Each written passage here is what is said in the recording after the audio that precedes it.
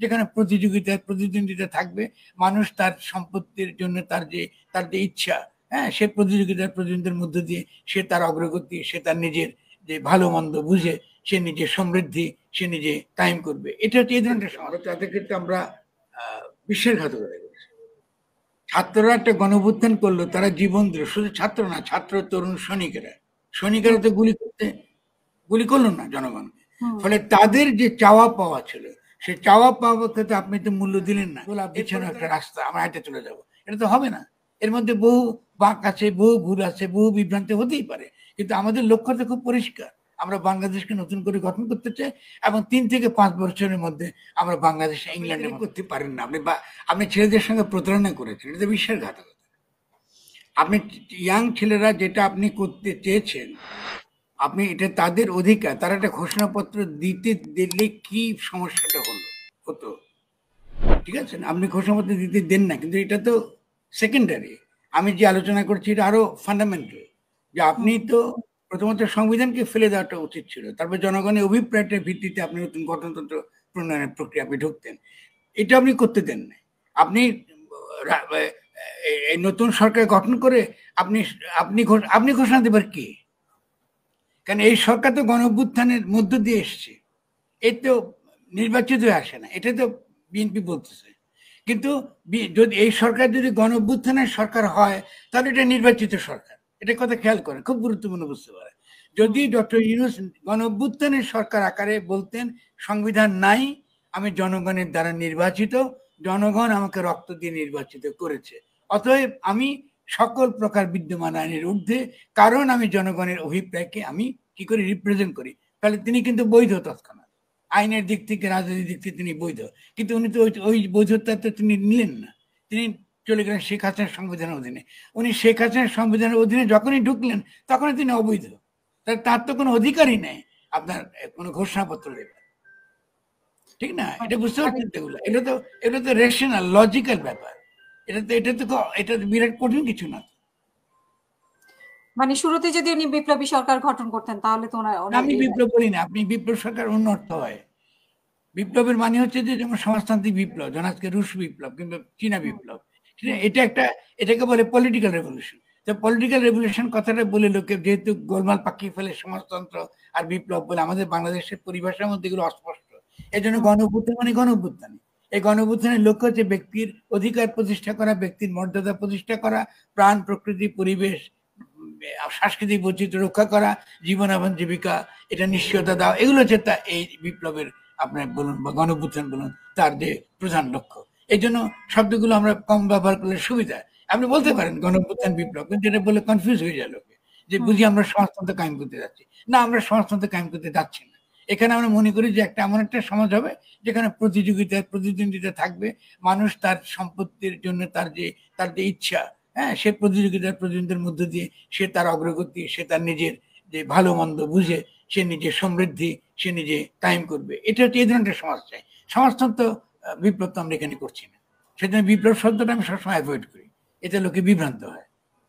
আর দ্বিতীয়ত হচ্ছে আমাদের এখন কি দরকার, ইকোনমিক ডেভেলপমেন্ট দরকার। সেখানে আমাদের সবচেয়ে বেশি দরকার যারা আমাদের দেশে এন্টারপ্রেনিয়র, যারা সত্যিকার অর্থে বিনিয়োগ করেন, আমাদের কর্মসংস্থান সৃষ্টি করেন, তারা যেন কোনোভাবে আমাদেরকে ভুল না বোঝেন, এটা খুব পরিষ্কার থাকে, কারণ তাদেরকে আমাদের দরকার। আর যারা ট্রেডার, বাইরে থেকে এখানে মাল আনে, মাল বিক্রি করে এবং লুটপাট করে, এদেরকে বন্ধ করা, এদের বিরুদ্ধে আমাদের বিনিয়োগকারী যারা বিনিয়োগ করতে যারা সত্যিকার অর্থে অবদান রেখেছেন, যারা ইতিমধ্যে যারা অভিজ্ঞ এন্টারপ্রেনিয়র, এরা যেন সমাজের নেতৃত্ব স্থানীয় জায়গায়, মানে ব্যবসা বাণিজ্যের ক্ষেত্রে একটা গুরুত্বপূর্ণ জায়গায় যায় এবং আমাদের উৎপাদন শক্তির বিকাশ দ্রুততর হয়, এটা করাটার জন্য এই গণঅভ্যুত্থান আমরা করেছি। ফলে এখানে সমাজতন্ত্র কায়েমের জন্য আমরা গণঅভ্যুত্থান করি নাই। ফলে এই পার্থক্য রাখার জন্য আমরা বিপ্লব শব্দের ব্যবহার না করাটাই মঙ্গল।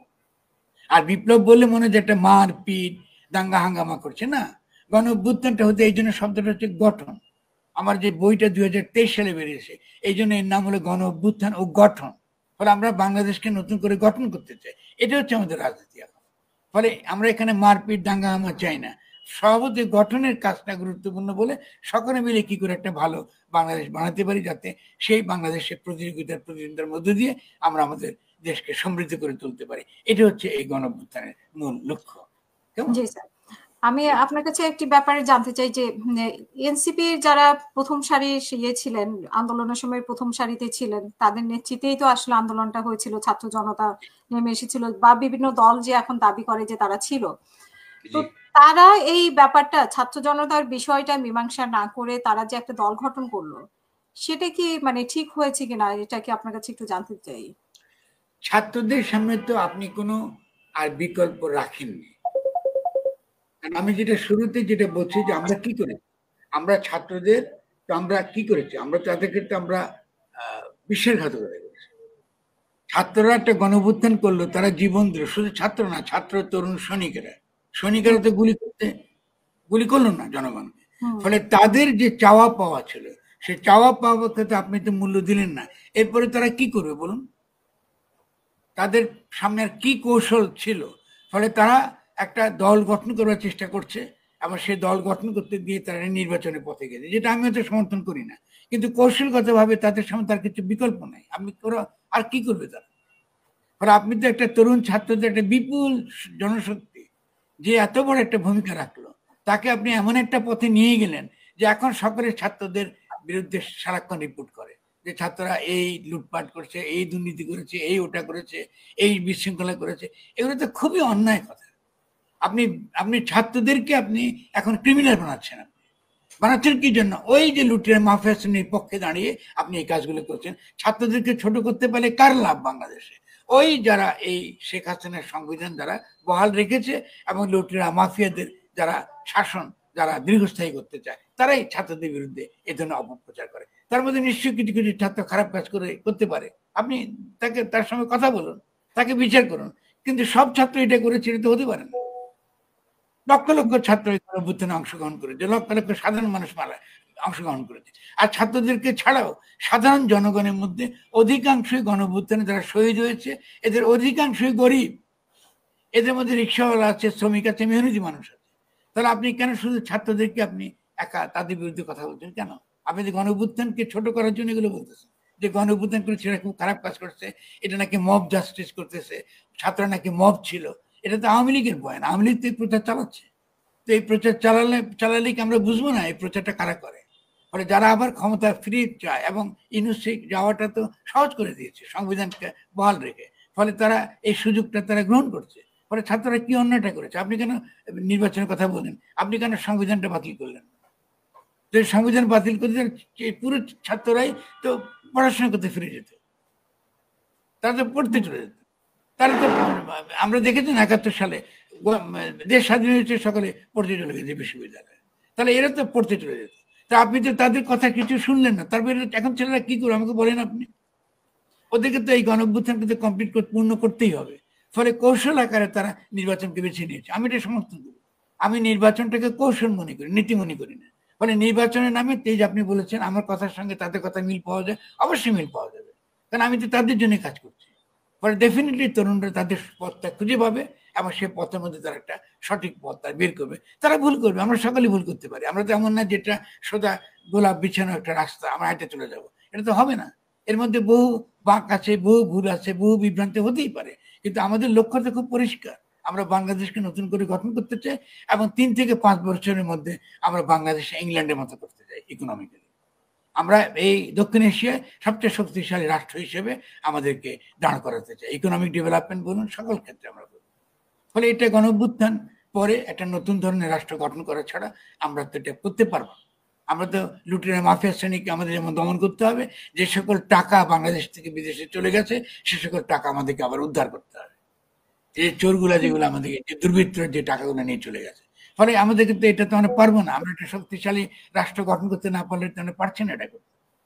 ঠিক আছে না? কিন্তু স্যার, ছাত্ররা তো সুযোগ পেয়েছে, মানে ছাত্রদেরকে তো সরকারে রাখা হয়েছে, তারপরে তারা না, এটা ভুল। লোকজন সেখান থেকে।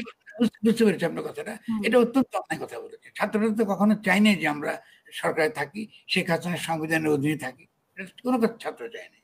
তারাও চায় নাই। আমি তাদেরকে বাধ্য করে রেখেছেন ওখানে। এবং ডক্টর আপনি নিজেই বলেছেন, ডক্টর ইউনূস স্যার, বলেছেন, তারা তো পদত্যাগ করেনি।